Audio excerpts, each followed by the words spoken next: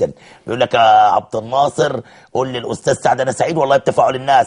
انتر جروب توريد ورق واحبار وماكينات واستوديو فصل الوان موديلات قديمه تم استدعاها كانها جديده بملايين الجنيهات وفات وقتها.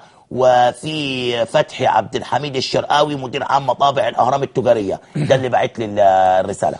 بيقول الشرقاوي الاستاذ فتحي عبد الحميد الشرقاوي. الاستاذ فتحي الشرقاوي اساسا كمدير عام والله انا سعيد بشكرك يا استاذ فتحي على هذه المعلومه. بيقول لك ما تنساش انتر جروب توريد ورق واحبار وماكينات واستوديو فصل الوان جابوها انها جديده وكلها طلعت موديلات قديمه ودي بملايين الجنيهات ضاعت على الاهرام.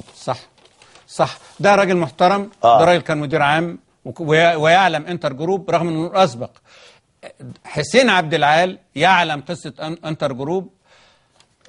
حسن توفيق يعلم قصه انتر جروب. طيب الاستاذ خالد مخلص موسى الرشيد يعرف. الاستاذ خالد مخلص والاستاذ مصطفى النادي جايبين لك مجمل شركات انتر جروب التي انت تسميها مشبوهه في علاقتها مع الاهرام اللي انت قلتها في الاول. ماشي. دي اسماء كل الشركات السبعه. كل الشركات السبعه اللي هي السبعه واجمالي راس المال مجموع محطوط راس المال ومحطوط ارقام السجلات التجاريه. طيب يا عبد الناصر كمل مع ضيفك. ومن افسد لابد ان يعاقب. بدر عبد الجليل بشكرك يا عم بدر. يا عم الاسترداد ما سرق وما تم بيعه من اراضي ومصانع بسعر بخس وما حدث في الأهرام وغيرها ما بني على باطل فهو باطل. حكومة فاشلة كانت في قراراتها ونظام فاشل وربنا هينصر الحق لمصرنا. ماشي. يا ريت تقول لنا بس اسمك.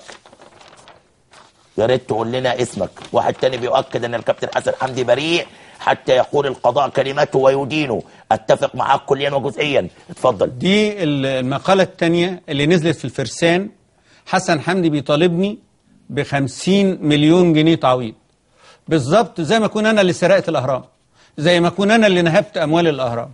الراجل اتعود على الملايين، الالاف دي ما يعرفهاش. طب انا هستاذنك عندي كثير من التليفونات ممكن اخد مجموعه تليفونات. استاذ حسام استاذ خالد مخلص ممكن اخد مجموعه تليفونات لاني انا مش عايز ارض الرسائل على حساب التليفونات عشان ما زعلت حد. ومعايا كم فاكسات كتير جدا جاي لي من بعض الناس مش عايز اخذل حد برضه هقول بعض الفاكسات لاني قدامي على ما اعتقد 10 دقائق. فخليني ابدا بالتليفونات يا استاذ خالد. استاذنك اخد مجموعه تليفونات معاك يا استاذ سعد. مين معايا يا حسام؟